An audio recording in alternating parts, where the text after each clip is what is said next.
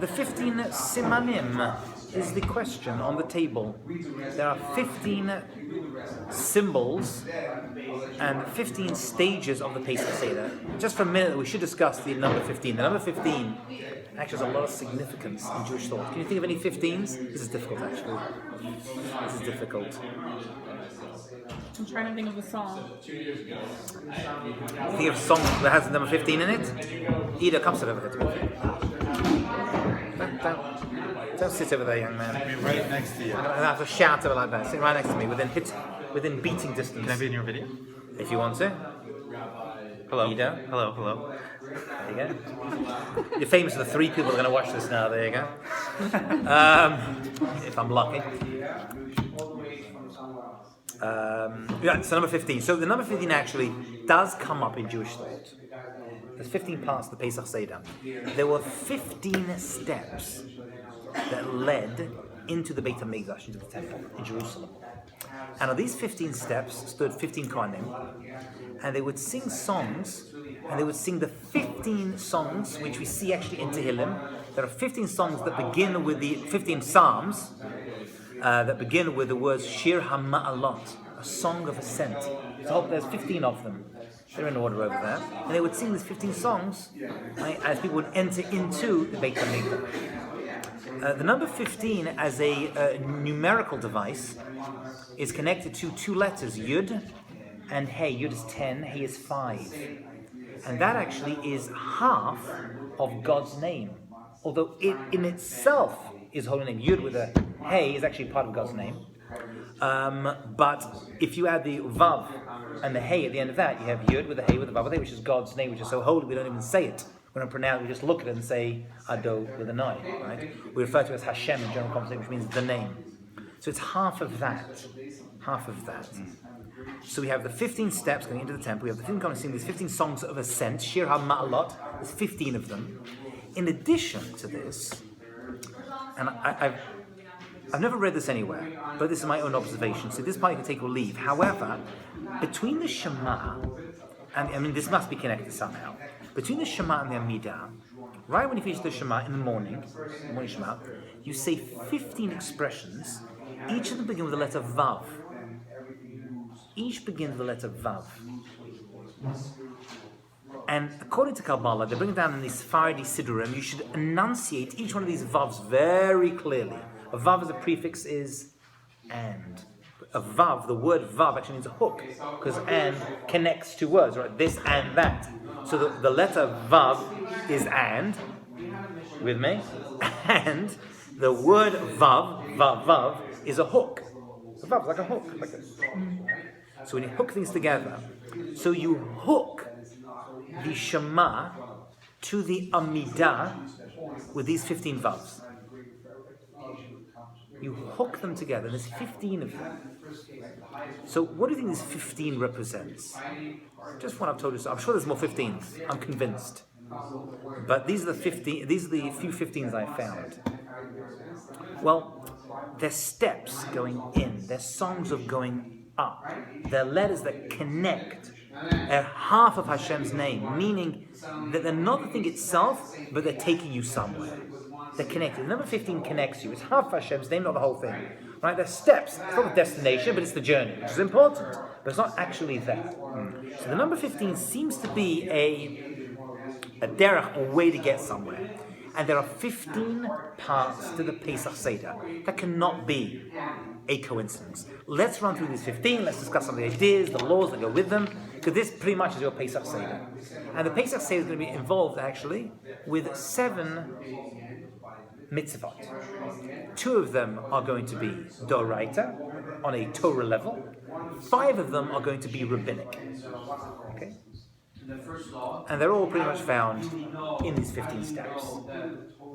Let us begin with the first of them, and that is Kadesh. We are going to drink 4 cups of wine. We mentioned already, I think in the previous class, why we have 4 cups of wine. Tell me we did. If we didn't, I apologize. There are 4 expressions of redemption that are mentioned in reference to leaving Egypt. The servitude, leaving Egypt, getting to Yam Suf, getting to Mount Sinai. For these 4 expressions, we'll do this next week actually in more detail. This is very important. So we drink 4 cups of wine, each one to celebrate a different part of the redemption process. These cups, you should know, by the way, must be full to the top. They must. Lachatchila, which means, in the perfect scenario, drunk completely. You have to drain the cup. If you're not able to drain the cup, you drink most of it. And they should be alcoholic, and it should be red wine. The red reminds us of the blood of the Jewish children. Red is that's how wine is referred to as wine is always referred to as red wine. Yain Adon is a big thing. Adds importance to the wine.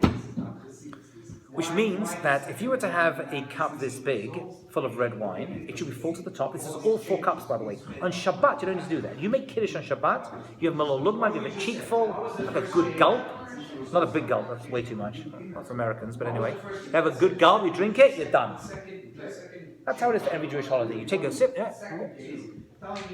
should have like a cheekful, right? Which is basically half the amount your mouth can hold. Okay? So like a good amount.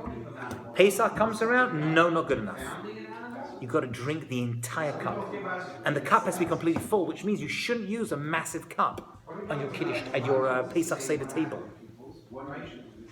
You shouldn't have a massive cup because then you drain the entire thing and you get completely wasted. Is that from the Torah? Or This is rabbinic. The mitzvah of the 4 cups is rabbinic. Why 4? For the 4 expressions of redemption Jews go into. Actually, there's a machloket that maybe there should be a 5th one because it's the 5th expression. Right? When it comes to the redemption of the Jewish people. However, that is a machloket, and that is actually referred to as the Kos Shel Eliyahu. And that cup we don't make a blessing, we don't even drink, but we pour. It's also Kos Shel Eliyahu because at that part of the Seder we're talking about Mashiach. Most people don't realize this. Half the Seder is about Pesach redemption, and the latter half is about the redemption of the Jewish people at the end of days with Mashiach. Really? I'm not aware of that. That's what we say, Lashana Babi Yerushalayim. What's Yerushalayim for? Right, we're talking about the reality of redemption. That's what it's referring to. And why Eliyahu? Because Eliyahu is the one who's going to announce Mashiach is coming. Isn't he? He's the one who comes before. The day before, actually. He says, hey, brother, Mashiach's here. Hello.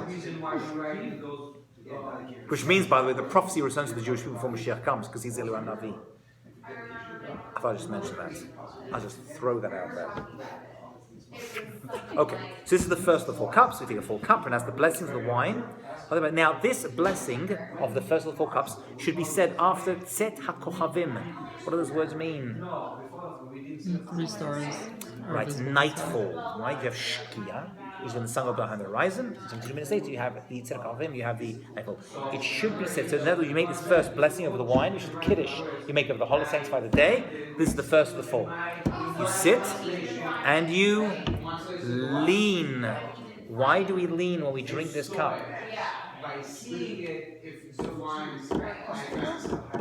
Because we should be like free people. And we're not slaves. We're free. And how do you act up freedom? You take a cup and you lean back. Slaves can't lean. They're too busy. Eat, drink, and drinking wine as well. Lucky they get a cup of water. We lean to the left and we drink the cups of wine. And that's what should be done. For the drinking of the wines, for the eating of the matzah, and the rabbis bring down that actually, ideally the entire meal should be eaten leaning. We don't do that anymore, but that's how it should be eaten. I used to go to my Rosh Yeshiva, who would have literally 3 chairs set up, and you have the entire Suda on Pesach literally lying down. The entire meal is lying down inside eating. That is their chirus. That's the way of free people to eat. We're free. We sit and relax.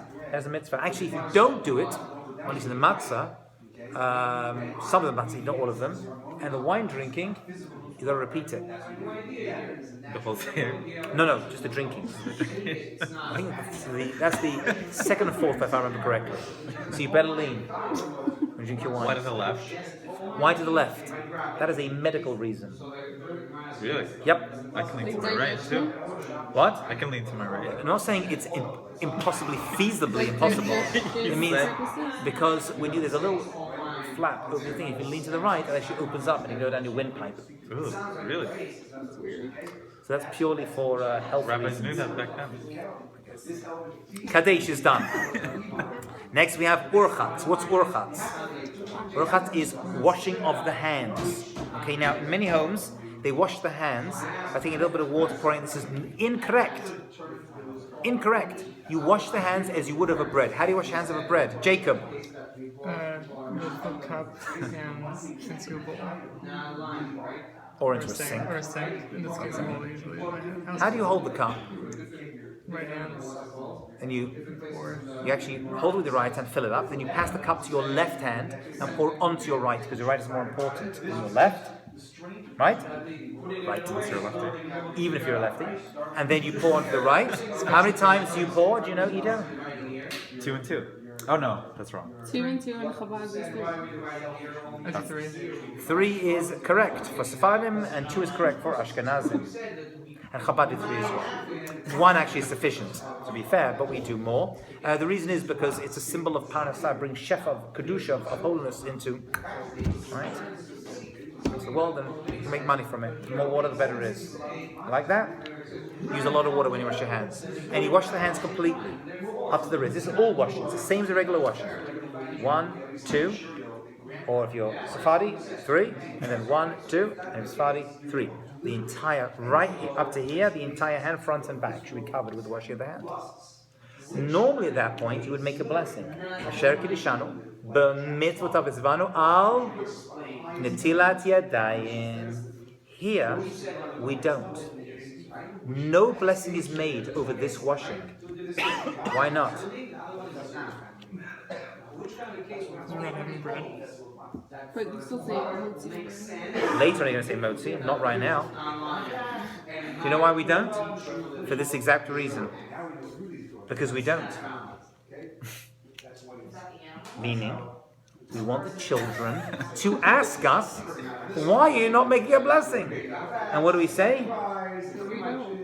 I'll tell you why. Our ancestors slaves in Egypt, we were taken out, and we were freed. And you talk to them, and you discuss with them. It's there to pique the children's interest. It's freaky, because throughout the year they wash their hands, and they make a blessing. And this night,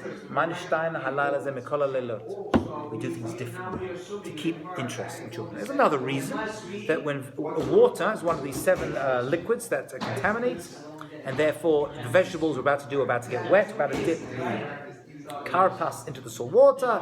So it used to be we used to wash the hands before eating wet vegetables as well. We don't really do that nowadays, especially not with a blessing. But anyway, so that's what we do, right? We wash our hands and we do the orchatz. No blessing, but we don't speak until we eat the karpas. That's number 3 of the 15. Number 3 of the 15. By the way, just an interesting halacha. I see many houses will have like a pitcher that they pour the water from into the hands. No, this is incorrect. It should have a flat top. You can use a glass, you can use whatever you want, but it should have a flat top. Shabbat as well? Anytime you wash your hands, which there are 3 occasions, you need to wash your hands with a cup. 3 occasions. 1 for eating bread. 2 for you In the morning? I don't know. in the morning when you wake up, after Shadayim, and when you leave a cemetery. The bathroom you don't use a cup. People do, but you don't need to. Those are the 3 occasions you use a cup. And each time it should hold more than reviet, which is about 3/4 of a cup, and it should have a flat top. Yes, Jacob. Sorry, what has the flat top? The cup for the karpas? The cup that you use to wash should have a flat top. It should have a spout. Like this, a flat top. It should have a spout coming out. Oh, rather than a spout. Because you need cock, you need like a force there, it's a stream that comes out, you need to have a certain amount of splash down. Cock.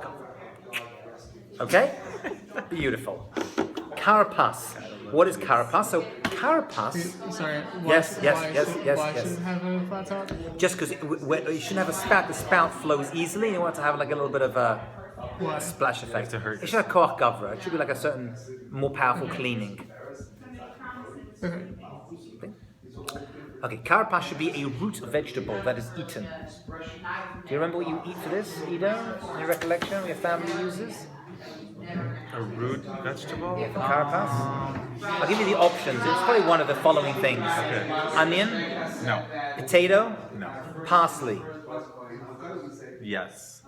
Probably. Celery. Yes. Parsley's not a How root did I vegetable. know? How, Is it? sure it is. How did I know that he has celery? Sephardic. Better than that. Moroccan. Nope, he's not Syrian. Moroccan. Nope, he's not Syrian either. Nope, he's not Chabad. What? He's Persian. And Persians have a tradition to have celery. Do you know Persian at all? I'm sorry, Persian. I Do actually you know Persian at all? a little bit. Do you know how you say celery in Persian? No, off the top of my head. Does it sound like Karafs. Carrots. Sound familiar? Carrots. Karpas, karaf, same This letters. is actually interesting because my family, get it? my family doesn't know this. We know that we do it. We know the reason why. So we always like argue like, wait, why are we using celery? And everyone's like, oh, we always use celery. That's probably the original karaf, karaf. There you go. I've given you a great Devar Torah for your Pesach Seder table. You're welcome. Thank you. Okay. Also, Karpas was actually the coat of Joseph. Joseph had a coat. As Andrew Lloyd Webber called it, the Technicolor Dream Coat. It was red, red, yellow, and green, and blue, and however, that it wasn't particularly true. It was like a striped coat, but it was called a coat of Karpas, a tunic, actually, called Karpas. It was made of fine wool. Why do we mention the tunic of Joseph at this point? Why is that hinted at in the word Karpas, where the word comes from? Because Joseph was the one who got sold into slavery, and he ended up in Egypt, which is how the whole Egyptian exile began. So we recall the coat, because remember the brothers were jealous of Joseph. Remember this? The brothers were jealous of Joseph and his fancy coat, so they went and they sold him because his father liked him. Yaakov liked him more than the other brothers. They got upset about that. Oi, what broigas? So much trouble, and that's what ended up happening. Okay, that's what ended up happening. So we mentioned Karpas Joseph. means tunic. Tunic, yeah. In Yeah. what? I mean, it's not used nowadays, but biblically, that's what it referred to. Yeah. Okay. Now, on the table, as we're going to see, we have a Seder plate, a ka'ara. The Seder plate has a number of symbolic things. There's different traditions, even how you place things on the Seder plate. There's Kabbalist interpretations, there's not Kabbalist, different way, the order, what ends up on it. But one thing we all agree upon, there are going to be matzot on the table. What matzot? How many matzot do we have on the table? 3. Why 3 matzot? Ido? Sure. What does the number 3 represent in Jewish thought? Give me some famous 3s. Come on, people. Jew it up a little bit. What? This is the Trinity, but it was a joke. Trinity. That's really a terrible thing to say at my class. But they get it from us. Yeah. Let's not forget that. Okay. 4 fathers. The 3, 4. How can it be 4 fathers? Only 3 of them. That's correct. The 3, 4 F-O-R-E fathers. Avram, Yitzchak, Yaakov. What other 3s do we have? 3 types of Jew, right? Cohen, Levi, and Yisrael. Correct. 3 parts of the Machaneh, where the Jewish people were camped. There are 3 parts: the inner, outer, and the outside. So 3 happens to have a number of very important. The 3 festivals, foot festivals, Shalosh Regalim. Right? Why were they called 3 foot festivals? Because you would go by foot to Jerusalem. They are Pesach. Beautiful. Right, the 3 foot festival, Shalosh Regalim. Okay? So what do? We take the middle of the 3 and we break it into 2 pieces. The larger one that comes from this cutting becomes the afikomen. Now we're going to discuss what the afikomen means. That's actually not even a Hebrew word. It's Greek for epikumen, which means dessert. However, we take that and we set it aside. Okay? We break it to symbolize the body and spirit of ancestors that were broken, Edo. And we place it aside. And another reason we do it, because the kids are like, that's so weird, you're breaking a matzah? What's that for doing? He never breaks the challah before he starts. He doesn't think I've got to break it up before. And we say, this night is different from all other nights. Yeah? We hide it away. Why the larger piece? Because remember, the latter part of the Seder is all about Olam Haba, Mashiach coming. What is the greater portion for us? Olam Hazeh, Olam Haba. Olam Haba, the next world is the bigger portion. Right? Nachonido, Habibi. So now we're going to leave the larger portion for the future, meaning that Olam Haba for us is a bigger portion that we're going to enjoy later on. We're saving up the bigger portion. The work we do now in this world is the smaller portion, and then Olam Haba is the bigger portion. Good? Wonderful. So now we've broken that one. Then we have Magid. What is Magid? Magid is actually the first of the two Torah level mitzvot, Doraitas, that we're going to do at the Pesach Seder. Right, we have two Torah and 5 here. One of them is Magid. V'higarata levincha. Talk to your children and tell them the story. Children doesn't only mean children. If you have children, it should be direct to them. If not, whoever is present. The younger person there always asks the older. If you have a 99-year-old person, 100-year-old person, the 99-year-old person says, Manishtana halai. Right? And the old 100-year-old says, I'll tell you why. Because we were slaves in Egypt, we take care of Egypt, we give no answer. Question answer format. Okay? That's the Magid part of the Pesach Seder. There is a mitzvah to read it. Now we have a text. Read the text and to understand it. Wait, so the oldest person says the text of the entire Maggid? Actually, everyone should be part of it, read it along. But I'm saying that the younger person should ask the questions. There's a question-answer part as well. Okay, that's the younger asks the older person. Okay, the Q&A part of the Haggadah, Lahagid, to tell over. Okay, because Pesach. What's Pesach? To pass over, because the 10th plague was supposed to pass over. But Peh, the mouth, Sach speaks. Although that's what the Samach. That's what the sin, same sound. Okay, Pesach, the mouth speaks. This is a speaking holiday. Okay, we want the children there. The children have to be present and involved in this whole process. Okay? So we read the entire Haggadah. We should read in the language you understand. We should read it. V'chasam sofa, and other people would read in the original Hebrew and Aramaic, and then translate to German. Okay, so you should read in the English or whatever language you want. Okay, you should know you should understand what you're reading. Okay, you're telling a story. Right? The whole point is to understand what happens. Not necessarily. In other words, some prayers work even if you don't understand them in the original Hebrew. This is not one of those things. You have to know what you're talking about. Okay? Okay. And we begin with an invitation to join in the Seder, and we ask the 4 questions, which sets the scene for the evening. Right? We mention the obligation to read and the special mitzvot, matzah, maror, and the Pesach and the Korban Pesach. We'll talk about that a little bit later. And we finish off this reading with drinking the second cup of wine. Ashkenazim make a bracha on the second cup of wine. Sephardim do not make a blessing on the second cup of wine. Actually, technically speaking, the Sephardi way is the right way. If you drink a cup of wine and then you wait another 10 minutes and you have the same meal, same table, the same wine, you wouldn't make another blessing, right? Because the same. So we follow that. The Ashkenazim say that each wine is its own mitzvah and therefore deserves its own bracha and therefore gets its own Borei Pri Hagefter. Okay? So the Sephardim are going to make the Borei Pri Hagefter on the first cup and the third cup. The first covers the second, the third covers the fourth. Ashkenazim are going to do the first, second, third, and fourth.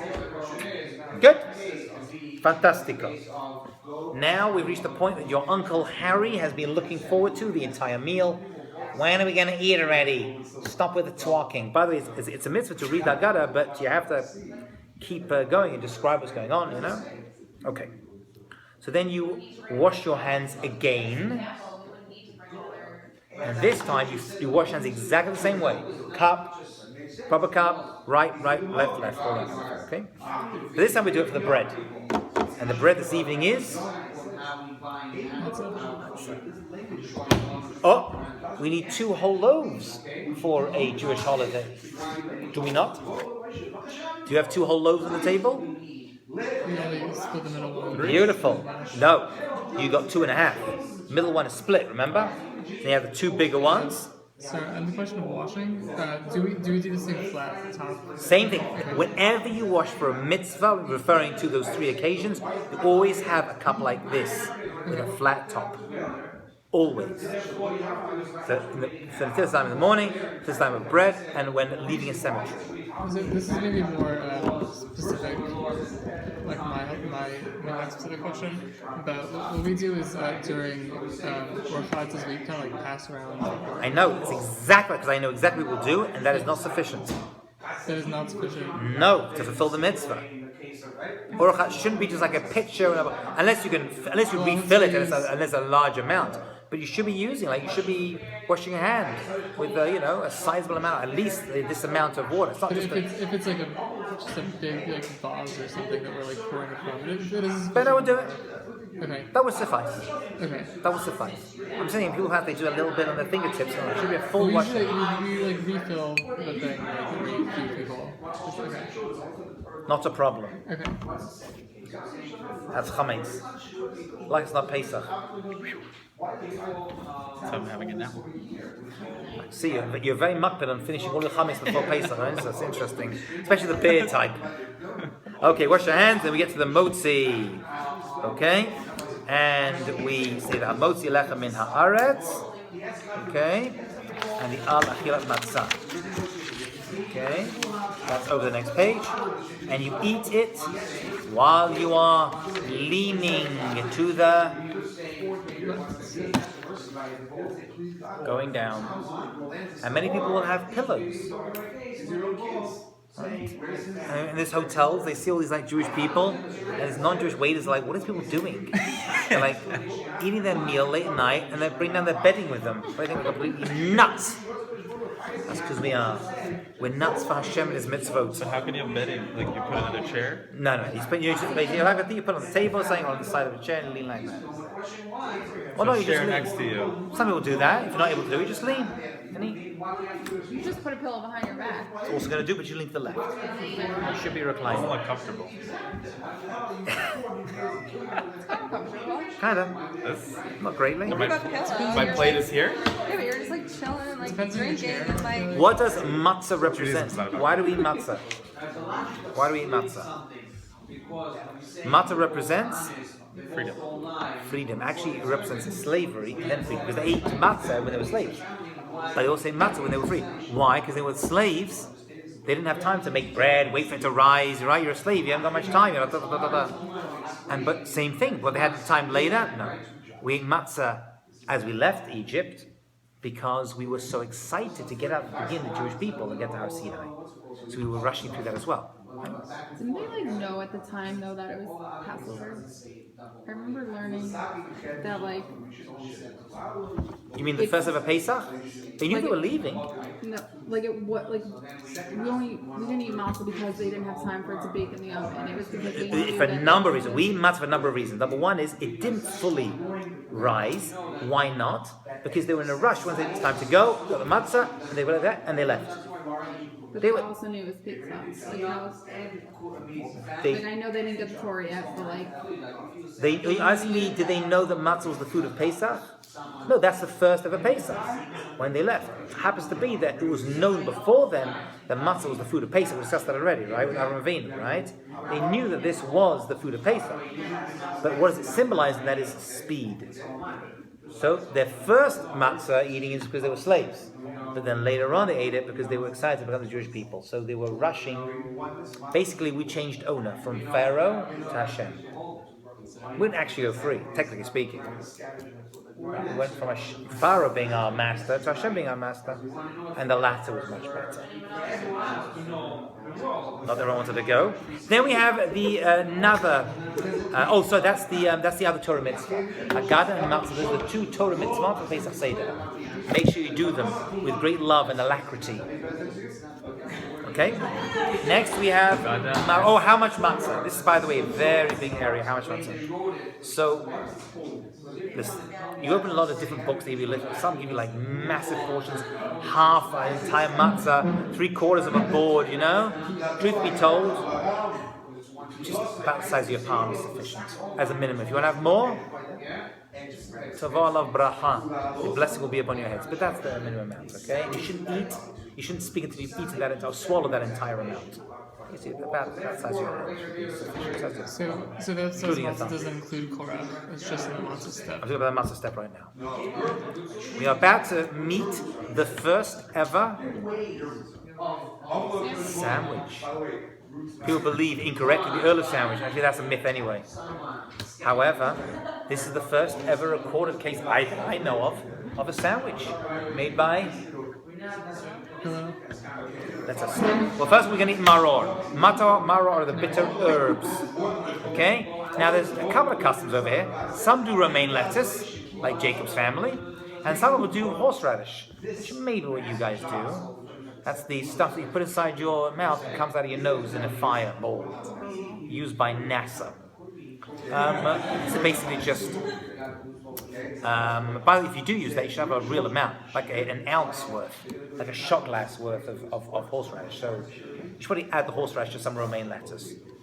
Why romaine lettuce? It's not very bitter. Well, at the beginning, it's not. But if you keep chewing on romaine lettuce, it has this ability to become a little bit bitter.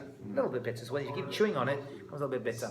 And that's just symbolic of the exile. Starts off okay, and it became more and more later on. Worse and worse and worse.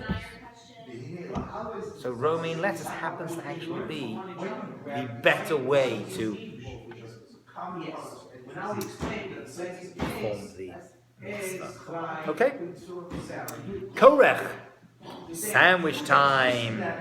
Okay, we eat a sandwich of matzah and bitter herbs. The combination of the two is symbolic of the duality of the night, which caused the bondage of the Egyptians together with the glorious salvation that followed. And symbolically, we are taught that pain is what intensive. Toil labor can be a typical part of person's natural growth. Okay, and that's the way we do it, and that was the custom of Hillel, and we follow that as well. And you take it, fine. You'll dip a little bit of the charoset. Then you have, we'll talk about that in a few minutes, the charoset. Then you have the meal itself. Now, the meal itself should not be overeaten, because many people think that the Pesach Seder ends at the meal. This is incorrect. You've only done half the Seder. You've got the other 2 cups to drink. Nachon. You've got afikomen to eat as well. You've got a lot more to do. So just when the chicken soup comes out, you don't have the meal and go to bed. Another thing is you still have to drink 2 cups of wine and still have the afikomen and not be disgusted by eating it. Therefore, I know this is hard for you to hear, being Jewish people, you should not eat too much at the meal. You should have a meal, and it should be a good meal with good, delicious, yummy food, but don't overdo it. For one night, you're going to eat for Hashem. You'll be okay. Don't overdo it. Unlike Shabbat. Shabbat you can eat. This is no, just Pesach. Just because you're back, because you've got more stuff coming. You've got to be able to drink no more 2 cups. You can't, Okay, that's the festive meal, and that's a mitzvah in of itself. Okay. The meal finishes, and then we have safun. Safun means hidden. Hidden. What happens during the hidden part? We eat the afikomen. Afikomen from the word epikumen, the dessert. Why are we eating matzah for dessert? What normally was eaten at this point? The korban Pesach. We don't have the Paschal lamb anymore. Therefore, the matzah of the afikomen comes in place of the Paschal lamb. There was an interesting halacha with the Paschal lamb. That when you ate it, you couldn't eat anything else afterwards. It had to be the last so the taste remained in your mouth. So you remember the mitzvah the entire night. Same thing over here. You eat that, you're done. Except for the 2 more cups. Halas. No more eating. Water you can have, but that's it. Do you have dessert? Like, are you supposed to have your dessert Before this? Yeah, you can do it during the Shulchan Aruch. You can have dessert, absolutely. Take away dessert from Jews, there'll be a revolt. There'll be chaos, havoc. They'll be trashing the place. Mrs. Goldberg will be picking up chairs and smashing windows. Oh no, don't take a dessert away from your Jewish people. But once the dessert's finished, you get to the tzafum, which is hidden. Why? Because the hidden portion refers to olam haba. That's hidden away for us. Our reward is hidden for us in the future. Okay, now we're moving into messianic aspect of the night itself. Okay? And that's the last thing that we eat for the evening. And then we do barech, which is birchat hamazon, the 13th part. Grace after meals. Okay? After which we drink the 3rd cup of wine. Now, since you've just said birchat hamazon, right? That closes off all previous blessings. So now you have to restarts. You make a blessing on the third cup. Everyone does that. Okay? Then we do Hallel. Hallel are songs of praise that we sing on joyous days. But at this point, you've had 3 full cups of wine. You're a little bit verstinkled. You know what I'm saying? You're a little bit... You drink more than the... Yes, during the meal you had. Yeah, absolutely. It will do. Not between the first and second, but between second and third, I think. In the actual meal itself.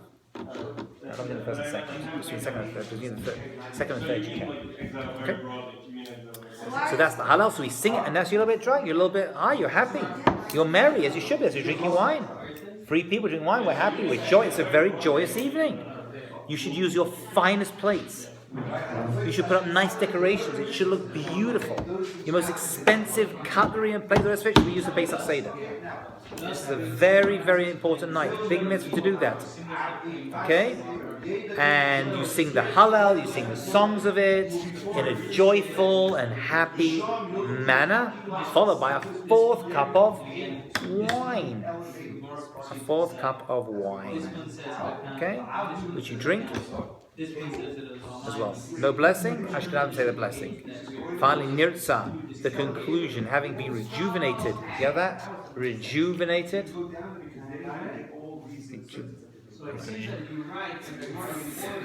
The anniversary of redemption, we commence a new cycle of both personal and national growth and redemption. Then, at that point, we all finish off with the Pesach Seder, and then we sing songs like Echad Miyodea, Chad Yad Ya, and like these songs are not just like sing a song with Abba. These have a lot of significance, and they should be sung. These are good, important songs that should be sung with great joy. There's a lot of significance to them. There's a lot of depth involved in these songs. They're found at the back of the Haggadah. I would advise you not to use the Maxwell Haggadah. I know you want to use the Maxwell House. I came free with my coffee. It's all well and good. It's a classic. It is a classic. But there's so many Haggadot out there that have explanations and descriptions. So now we are a couple of weeks off. Do me a favor. Buy yourself a good explanatory Haggadah. There's so many of them now. When I grew up, it was like none. Like you had 1 or 2. Now, like everyone in their hand writes their own Haggadah with their own explanation, a commentary, right, with their own commentary, like Abraham Twersky or Talmudic commentaries. Pick one up so you actually know what to discuss and prepare a little bit. Don't just turn up and be like, oh, what's on page 15, right? Read through a little bit because you are going to be the rabbis of your Seders, I'm assuming. All right? You're going to be like, oh, the crazy Jewish ones go to Jewish classes.